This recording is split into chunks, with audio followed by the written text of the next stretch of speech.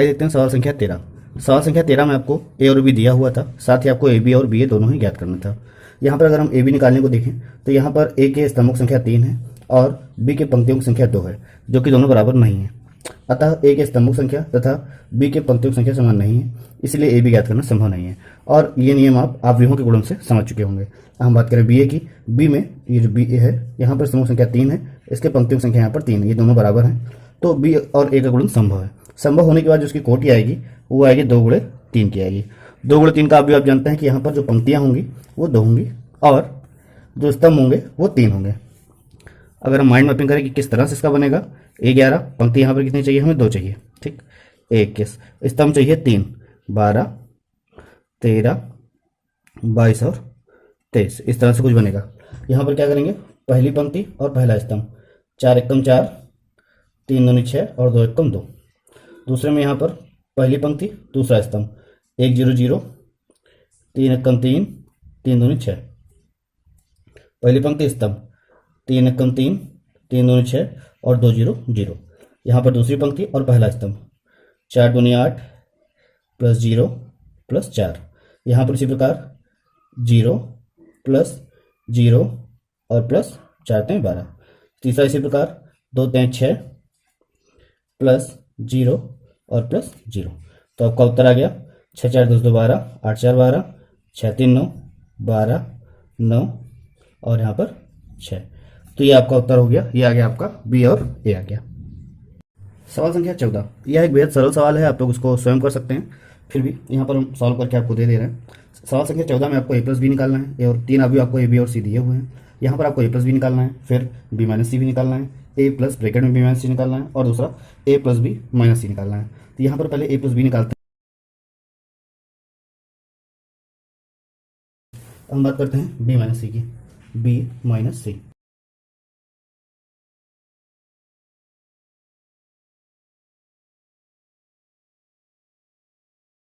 उसके बाद आपको निकालना है ए प्लस बी माइनस सी। ए प्लस बी माइनस सी का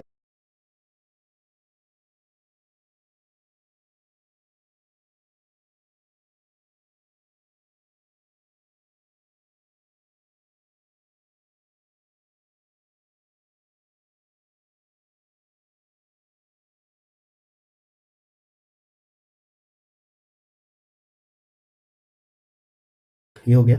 अब जो अगला है वो है ए प्लस बी, ए प्लस बी माइनस का सी। आपको इसे निकालना है, इसे आप स्वयं सॉल्व करेंगे, इसको भी आप सॉल्व करेंगे तो आपका उत्तर यही आएगा। उम्मीद आपको समझ में आ गया होगा। सवाल संख्या 15, सवाल संख्या 15 में आपको अवयव ए और अवयव बी दे रखा था। यहाँ पर आपको 3a और -5 भी ज्ञात करना था। जैसे कि मैंने लिखा है, आप समझ ही गए होंगे। यहाँ पर 3a तो पहले 3, फिर a की वैल्यू -5 और फिर b की वैल्यू लिखी गई है। बस सिंपली आपको 3 का इससे मल्टीप्लाई कराना, 5 का इससे मल्टीप्लाई कराना है और आपका उत्तर हो जाएगा। आइए हम देखते हैं मल्टीप्लाई कैसे करना है। इन दोनों को मल्टीप्लाई करेंगे, आपको मिल जाएगा 2, यहाँ से करेंगे 1, यह आ गया आपका 7। इसी प्रकार यहाँ 3 2 6 5 4 2 माइनस, इसका मल्टीप्लाई करा लीजिए, 2 1 7 3 2 6 5 4 2। ठीक, अब सिंपली आपको इसे घटाना है, 2 में 2 का 0, 3 3, मेरे ख्याल से ये दोनों एक ही जैसे हैं, तो ये एक शून्य अवयव प्राप्त हो जाएगा आपको। ये आपका उत्तर कंप्लीट हो गया। सवाल संख्या 15। सवाल संख्या 16, हमें उम्मीद है जो सवाल यहाँ बताए जा रहे हैं 16 17 18 जो भी हैं आगे के बहुत सरल सवाल हैं, इसलिए कोशिश ये की जा रही है कि ये सवाल जल्द से जल्द खत्म हो और जो थोड़ा सा टफ सवाल होगा उसको थोड़ा सा डिटेल से समझा दिया जाएगा। तो बस ये सवाल बस जल्दी से लगाए जाएंगे। देखिए यहाँ पर पंक्ति लिया और यहाँ पर जैसे कि यहाँ पर ए बराबर दे रखा था और आई स्क्वायर की वैल्यू -1 के बराबर होती है, ए स्क्वायर को आपको ज्ञात करना था। आई यहाँ पर एक सम्मिश्र संख्या है, यहाँ पर ये पंक्ति हो गई और ये स्तंभ हो गया। 0 का 0 से हुआ तो 0 हो गया, आई का आई से हो गया तो प्लस आई स्क्वायर हो गया। उसके बाद ये और ये, तो 0 का आई से होगा 0, आई का 0 से होगा 0। यहाँ पर ये पंक्ति और ये स्तंभ ले लिया जाएगा, आई का 0 से 0, 0 का आई से 0। ये पंक्ति और ये स्तंभ आई का आई से करेंगे तो आई स्क्वायर, बाकी दूसरा वाला 0 हो गया।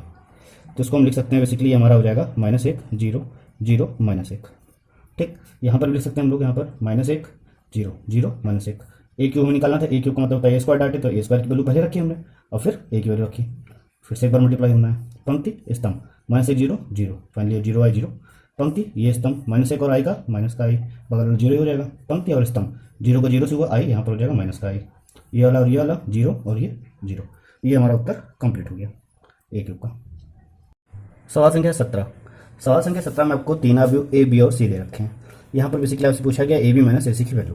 तो मैंने पहले ए की अवयव लिखी डॉट बी अवयव माइनस फिर से ए अवयव डॉट सी अवयव, मतलब ये ए बी की वैल्यू है और ये ए सी की वैल्यू है। बस सिर्फ यहाँ पर आपको मल्टीप्लाई करनी है। मल्टीप्लाई कैसे किया जाना ये भी आप समझिए। यहाँ से दूसरा समझ लेते हैं। सबसे पहले आपको बताया गया था यहाँ से आप पहली पंक्ति सेलेक्ट करेंगे और यहाँ से पहला अवयव, यहाँ पर पहला स्तंभ सेलेक्ट करेंगे। गुणा ऐसे ही होना है। तो एक टाइम 3 हो गया, 4 एकम 4 हो गया और 0 हो गया। 3 और 4 ये आप जोड़ लेंगे तो आपको मिल जाएगा 7। उसके बाद फिर अभी पंक्ति तो यही रहेगी लेकिन स्तंभ दूसरा हो जाएगा। 2 एकम 2, 4 दूनी 8 और 0 5 0, तो 8 और 2 आपका हो गया 10। आपकी पंक्ति यही रहने वाली है लेकिन स्तंभ अब की वाला हो जाएगा। 1 एकम 1, 4 3 12 और 13 हो गया। देखिए 1 एकम 1 और 4 3 12, तो पहले वाला जो 1 था 13 हो गया और 0 तो यहाँ पर 13। मैंने सॉल्व कर रखा है तो इसमें जल्दी से भर देता हूँ। इसका मल्टीप्लाई ये भी बिल्कुल वैसे ही होना है। मल्टीप्लाई आप करेंगे, ये भी मेरा सॉल्व कर रखा हुआ है, मैं इसको भी लिख देता हूँ।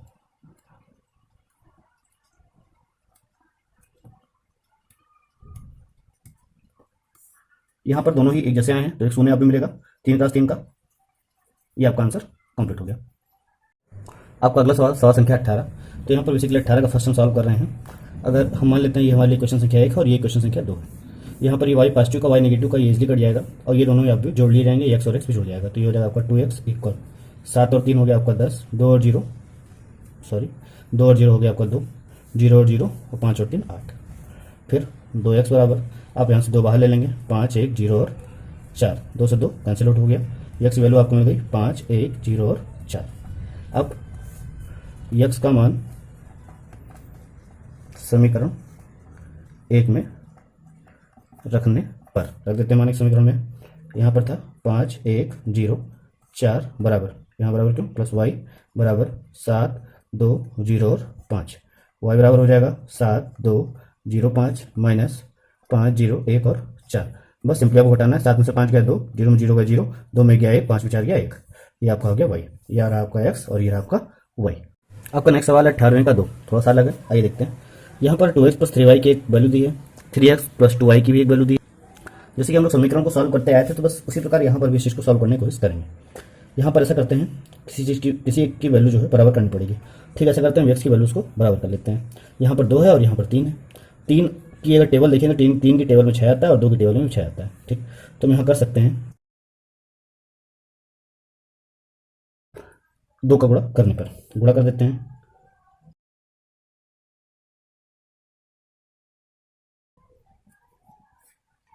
हमने मल्टीप्लाई कर लिया। अब ऐसा करते हैं, इन दोनों ही समीकरणों को हम सब्ट्रैक्ट कर देते हैं। 6x से 6x कैंसिल, 9 और यहाँ पर हो जाएगा आपका 5y इक्वल, दोनों ही सब्ट्रैक्ट होंगे। 6 में से 4 गए 2, 9 में से देखिए 4 को सब्ट्रैक्ट करना है लेकिन 4 के पास ऑलरेडी माइनस है तो 9 और 4 दोनों ही आपस में ऐड हो जाएंगे। तो 9 और 4 हो गया आपका 13। 12 में से 2 गए लेकिन 2 तो जाएंगे नहीं, 14 माइनस का 10। y बराबर मेरा आ गया 2/5, 14/5, 13/5 माइनस का 10/5। यहाँ पर एक्चुअली 5 मल्टीप्लाई में था तो इधर आके बटे में होगा, तो जब इधर आएगा तो 1/5 हो जाएगा, 1/5 हो जाएगा यानी सभी में लग जाएगा। अब ये तो फाइनली y की जो वैल्यू आएगी वो आ गई आपकी 2/5, 14/5, 13/5 माइनस का 10/5, या यूँ कहें कि माइनस का 2। ये आ गई आपकी y की वैल्यू। उसके बाद आपको x की वैल्यू निकालनी है। समीकरण संख्या 1 में हम वैल्यू रख देते हैं, थोड़ा सा हल्का हो गया ये। 2 इंटू x की वैल्यू तो रख नहीं सकते तो सिर्फ हमने इसको 2x रखा प्लस 3 y की वैल्यू 2/5, 14/5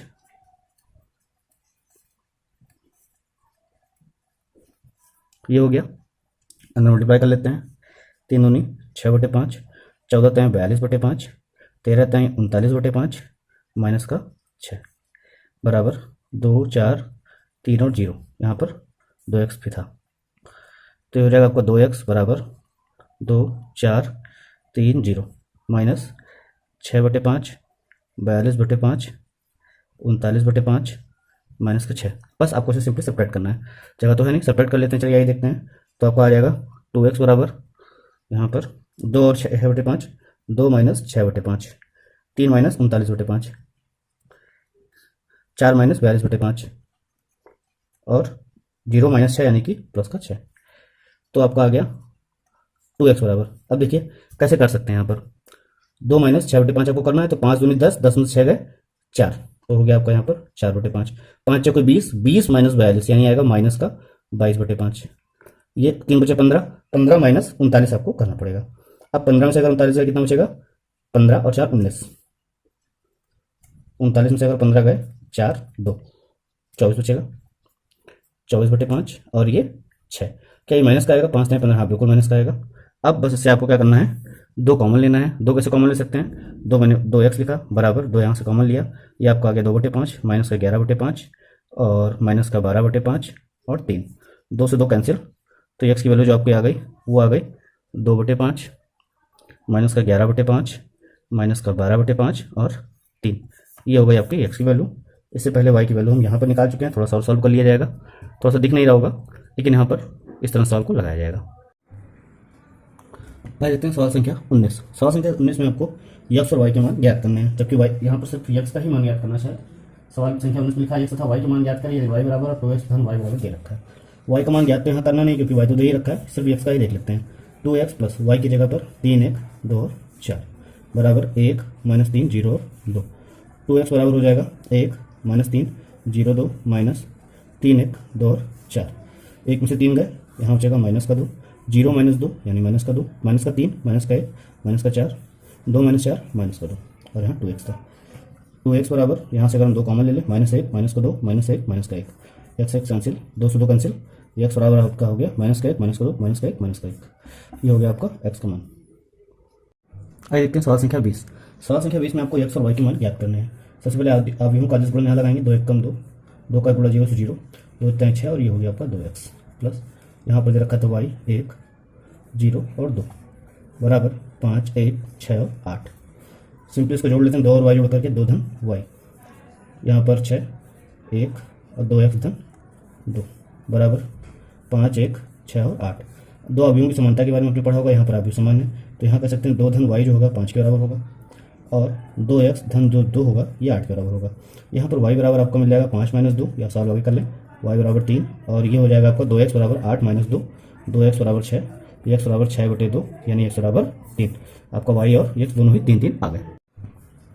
आइए देखते हैं सवाल संख्या 21। सवाल संख्या 21 में आपको x y z और w के मान को ज्ञात करना था। 3 का सबसे पहले इसमें मल्टीप्लाई करा लेते हैं। अवयवों का अदिश गुणन आपने पढ़ा ही होगा, उस गुणन के अंतर्गत ये गुणा किया जा रहा है। यहाँ पर हो गया 3x 3z 3y और 3w बराबर, यहाँ पर दोनों जोड़ में है, जोड़ लेते हैं, x धन 4 माइनस 1 धन z धन w 6 धन x धन y 2w प्लस 3। अब यह चूंकि यह दोनों जो अवयव हैं ये दोनों बराबर हैं, समान कोटि के हैं, तो इनकी हम तुलना कर सकते हैं। तो हमें मिल जाएगा यहाँ से 3x बराबर x धन 4। अगर इसको थोड़ा सा आगे सॉल्व करें तो ये हो जाएगा 3x माइनस x बराबर 4, 2x बराबर 4, 2x बराबर 4 ही रहेगा। यहाँ पर x बराबर 4/2 तो x बराबर आपका आ गया 2। उसके बाद अगले वाले को अगर हम देखें, 3y बराबर 6 धन x धन y, ये हो गया 3y बराबर 6 धन x की जगह पे 2 धन y, 3y ये y इधर ले आया माइनस y बराबर 8, 2y बराबर 8, y बराबर 8/2 तो y बराबर हो गया आपका 4। अगर हम 3z और इसको बराबर कर लें, तीसरा 3z बराबर माइनस का 1 धन z धन w, ये हो जाएगा 3z इधर ले आएंगे माइनस का z बराबर माइनस 1 धन w। इससे तो कुछ विशेष बात बनी नहीं है, ठीक, इसको रोक देते हैं। लास्ट होगा 3w और इसको देखें अगर हम, 3w बराबर 2w धन 3, तो ये हो जाएगा आपका 3w माइनस का 2w बराबर का 3, w बराबर 3 हो गया। w की वैल्यू यहाँ रख लेते हैं, 2z बराबर माइनस 1 धन 3, 2z बराबर यहाँ पर 2, z बराबर 2/2, z बराबर क्या रहेगा आपका, z है, z बराबर आपका आ गया 1। तो आपको मान क्या क्या मिला, पहला x बराबर 2, y बराबर 4, z बराबर 1, w बराबर 3, ये आपका उत्तर